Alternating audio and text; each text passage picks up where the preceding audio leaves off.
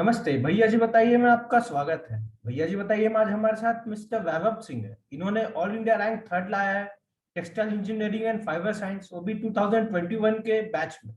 आइए जानते हैं वैभव से उनकी story. Hello Vaibhav. Hello sir. First of all मैं वेलकम करना चाहूँगा जो जो लोग ये वीडियो देख रहे हैं। आपका बहुत बहुत धन्यवाद जो आप अपना टाइम निकाल के ये देखने आए। सबसे पहले मेरा नाम वैभव सिंह है और जैसा कि अभी सर ने बताया, गेट 2021 में textile engineering and fibre science में मेरी ऑल इंडिया रैंक थर्ड आई है। मेरा गेट स्कोर रहा है 939 आउट ऑफ 1000। वैभव, हम आपसे ये जानना चाहते हैं, जब सिंगल डिजिट रैंक आया था गेट में, तो आपका और आपके पेरेंट्स और फ्रेंड्स का रिएक्शन क्या था उस समय? मैं सच बताऊं तो मैंने कभी इतना एक्सपेक्ट नहीं किया था कि मेरी सिंगल डिजिट में, वो भी टॉप 3 में मेरी रैंक आ जाएगी। तो जब मैंने गेट का अपना रिजल्ट देखा तो मैं एकदम सी तेज से उछला और मेरी खुशी का ठिकाना नहीं रहा था। एक्चुअली मुझे ये पता नहीं था कि मेरी इतनी अच्छी रैंक भी आ सकती है, क्योंकि जब मैंने प्रिपरेशन स्टार्ट किया था तो मैंने सिर्फ ये सोच के चला था कि हाँ, मुझे 800 अबव स्कोर लेके आना ताकि मैं एलिजिबल हो जाऊं आईआईटीज के लिए।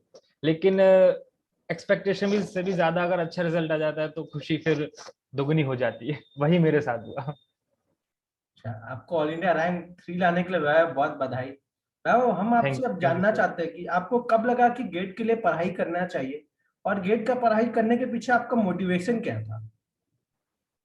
सर वैसे तो मुझे जब से मैं टू बी फ्रैंक, जब मैं आईआईटी जेई की प्रिपरेशन कर रहा था तब से मुझे माइंड में ये था कि अगर मान लीजिए कि मेरा जेई में अच्छा नहीं हो पाता तो मैं गेट के थ्रू आईआईटीज में जाऊंगा, लेकिन मुझे जाना आईआईटीज में ही है। तो मेरा पहले से स्टार्टिंग से ये था कि मुझे गेट की प्रिपरेशन तो करनी ही करनी है। और सेकेंड ईयर से मैंने हमारे सर हैं, हमारे कॉलेज में पढ़ाते हैं, वो लोटस एकेडमी उनकी कोचिंग इंस्टीट्यूट है। तो मैंने सेकेंड ईयर से ही वहां से ज्वाइन कर लिया अपनी कोचिंग गेट की। साथ साथ मैं कॉलेज की भी पढ़ाई कर रहा था।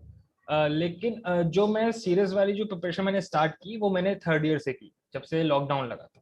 उसके बाद से फिर मुझे लगा कि हाँ, अब मुझे गेट की तरफ और ज्यादा डेडिकेशन से और ज्यादा सीरियसनेस ने से मुझे पेपर देना है। तो उस वजह से वो पॉइंट ऐसा था कि जहां से मैं बहुत ज्यादा सीरियस हो गया था। अच्छा वैभव, आपके लिए तो लॉकडाउन ब्लेसिंग इन डिस्गाइज हो गया था, लेकिन हाँ। बहुत सारे ऐसे जन हैं जो टेक्सटाइल इंजीनियरिंग से पढ़ रहे हैं, अब उन्हें तो फिर से लॉकडाउन मिलेगा नहीं। तो आपके हिसाब से टेक्सटाइल इंजीनियरिंग के लिए, गेट के लिए सही टाइम क्या है, और कब से उन्हें तैयारी चालू कर देनी चाहिए?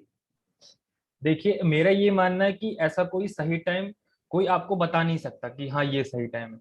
वो आपको खुद ही अकॉर्डिंग टू योर कैपेबिलिटी वो आपको डिसाइड करना पड़ेगा कि हाँ आप कितने कैपेबल हैं और आप कितनी चीजें जल्दी ग्रैस्प कर पाते हैं। तो ये आपके ऊपर है कि आप सेकंड ईयर से ही सीरियस वाली पढ़ाई स्टार्ट कर देंगे या फिर थर्ड ईयर से। फैक्ट ये है कि सिलेबस इतना ज्यादा वाइड गेट के लिए मैं नहीं मानता कि बहुत ज्यादा है। आपको कुछ स्पेसिफिक टॉपिक्स पढ़ने हैं और उन टॉपिक्स में थोड़ा सा ज्यादा डिटेल्स में जाना है। बाकी और कुछ ऐसा नहीं है। और मैं यही कहना चाहूंगा कि फिर से लॉकडाउन तो ना लगे। मैं चाहता भी नहीं कि फिर से लॉकडाउन लगे। लेकिन हाँ, आप अगर अपने टाइम मैनेज कर सकते हैं अपने कॉलेज के साथ साथ अपनी कोचिंग के टाइम के अलावा भी अपनी सेल्फ स्टडी कर सकते हैं तो वो बेस्ट है। Self study is the key to crack any exam. Vaibhav, आगे हम आपसे ये जानना चाहते हैं, जैसे आपने बोला था कि लोटस कोचिंग ज्वाइन किया था, लेकिन क्या टेक्सटाइल इंजीनियरिंग के लिए कोचिंग एकदम मस्ट है, कि हम सेल्फ स्टडी से भी इसके लिए प्रिपरेशन कर सकते हैं? देखिए, सेल्फ स्टडी से भी प्रिपरेशन कर सकते हैं, लेकिन कुछ ऐसे पॉइंट्स होते हैं, कुछ ऐसे डाउट्स होते हैं जो कि आप खुद से क्लियर नहीं कर पाएंगे। तो बेटर रहता है कि आपके पास एक परफेक्ट गाइडलाइंस हो, आपके ऊपर कोई मेंटर हो जो आपको बताए कि हाँ कैसे प्रिपरेशन करनी है, स्ट्रेटेजी। देखिए, आप चाहे कितनी भी प्रिपरेशन कर लें, लेकिन अगर आपको ये नहीं पता है कि क्वेश्चन पेपर को कैसे टैकल करना है और किस हिसाब से हमें क्वेश्चन पेपर को अटेम्प्ट करना है, किस तरीके से हमें जाना है पूरे उन 3 घंटे के दौरान जब वो एग्जाम हो रहा होगा, तो मेरा ये मानना है कि आप प्रिपरेशन करिए अपनी पूरी, लेकिन आपके पास एक स्ट्रेटेजिक बिल्डिंग प्लान भी होना चाहिए। तो उसमें कोचिंग डेफिनेटली हेल्प करती है। मतलब मेंटर आपको एक गाइड दिखा सकते हैं कि किस वे में चलना है, चलना तो आप ही को है, लेकिन वो वे जी, पता करने के लिए एक मेंटर होना बहुत जरूरी है। बहुत जरूरी है, मेंटर होना बहुत जरूरी है। ये अब आगे हम आपसे ये जानना चाहते हैं वैभव, कि टेक्सटाइल इंजीनियरिंग बहुत रेयर ब्रांच है, तो आपने हाँ। टेक्सटाइल इंजीनियरिंग अपने ट्वेल्थ के बाद क्यों लिया और क्या सोच के लिया था इस ब्रांच? देखिए, ऐसा कोई मेरा नहीं था कि मुझे टेक्सटाइल में ही जाना है। लेकिन जब मुझे पता लगा कि हाँ, टेक्सटाइल का भी एक कॉलेज होता है जिसमें अच्छा स्कोप है, तो मुझे लगा कि खाना और बेसिक नेसेसिटी जो है इंसान की, वो उसमें से एक कपड़ा तो है ही। चाहे कुछ भी हो जाए, कितना भी मॉडर्न वर्ल्ड हो जाए, कितना भी टेक्नोलॉजी एडवांस हो जाए, लेकिन इंसान कभी कपड़ा पहनना तो छोड़ेगा नहीं। तो मैंने यही सोच के कि जब से हम जन्म लेते हैं तब से, और जब तक हमारी आखिरी सांस होती है, तब तक हम रोज कपड़े पहनते हैं। तो बेसिक नेसेसिटी है ये तो हमारी। तो मुझे लगा कि इस फील्ड में अच्छा स्कोप है और कंपटीशन कम है, सबसे पहली बात, क्योंकि ज्यादातर कॉलेज है नहीं, और ये एक लीग से हट के ब्रांच है। तो इसमें जॉब अपॉर्चुनिटीज भी काफी ज्यादा हैं as compared to other branches. तो मुझे लगा कि हाँ, why not go in this branch. तो दैट वाज माय रीजन। चलिए वैभव, रोटी कपड़ा मकान में आपने कपड़ा तो चुन लिया, लेकिन अब हम आपसे ये जानना चाहते हैं कि टेक्सटाइल इंजीनियरिंग में हम पढ़ते क्या है? ये आपका बहुत अच्छा क्वेश्चन है, क्योंकि टेक्सटाइल इंजीनियरिंग में सिर्फ और सिर्फ कपड़ा ही नहीं है, उसके अलावा भी बहुत सारी चीजें हैं। जैसे कि एक मैन मेड फिलामेंट्स होते हैं हमारे, फाइबर्स होते हैं, पॉलिस्टर, नायलॉन, और जो हमारे हाई परफॉर्मेंस फाइबर्स होते हैं, जैसे जिनसे बुलेट प्रूफ जैकेट बनती हैं। आजकल पीपीई किट्स हम बहुत ज्यादा सुन रहे हैं। तो ये सारे के सारे जो नई एडवांस टेक्नोलॉजीज हैं, इसके बारे में हम डिटेल में पढ़ते हैं हमारे बीटेक में। इसके अलावा कुछ रीइंफोर्स पॉलीमर्स होते हैं, रीइंफोर्स स्ट्रक्चर्स होते हैं, जो कि हमारे बिल्डिंग मटेरियल्स और ब्रिजेस के और हमारे मिसाइल्स और रॉकेट्स के कैनोपीज में यूज होते हैं। तो ये सारा का सारा जो हमारा जो सिलेबस होता है, इसके अलावा हम बेसिक जो हमारा कपड़ा है, धागा है, और कॉटन से जो हमारे मशीन है, इनके अलावा ये सारे के सारे तो हम पढ़ते ही हैं। इसके अलावा निटिंग है, आजकल जो नई टेक्नोलॉजी जो हम नॉन वुवन की आ गई है, वो भी हम इसमें लास्ट सेमेस्टर में पढ़ते हैं।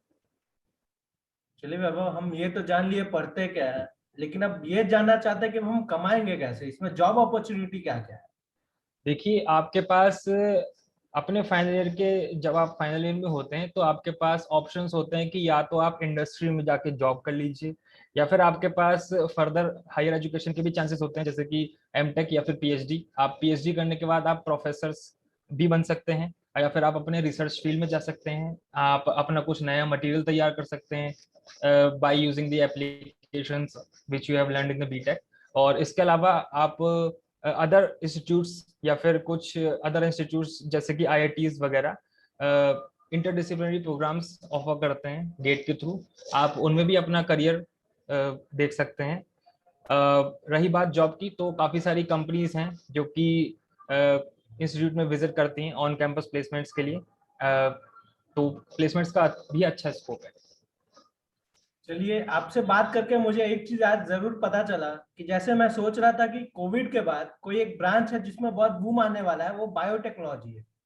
लेकिन और एक जी ब्रांच जिसमें बूम आ सकता है वो है टेक्सटाइल इंजीनियरिंग। जिस हिसाब से पीपीई किट की इंक्रीज हो रही है, और अभी जिस टाइप से वॉर सिचुएशन भी अगर बोल सकते हैं, तो जो आपने बताया कि टेक्सटाइल इंजीनियरिंग से हम मतलब मिलिट्री जैकेट्स भी बना सकते हैं, तो ये जी सब बहुत ज्यादा हेल्प कर सकता है। ये सब बहुत बूमिंग इंडस्ट्री हो सकती है कन्वेंशनल इंजीनियरिंग के मुकाबले। तो जी, मैं आपको एक एग्जांपल देना चाहूंगा कि कोविड 19 से पहले तक इंडिया पीपीई किट्स नहीं बनाता था, और हम इंपोर्ट करते थे बाहर से। लेकिन आज की डेट में आप देखिए, प्रधानमंत्री जी के आत्मनिर्भर भारत अभियान के तहत हम पीपीई किट्स ना सिर्फ अपने देश के लिए बल्कि बाहर के देशों के लिए भी एक्सपोर्ट कर रहे हैं।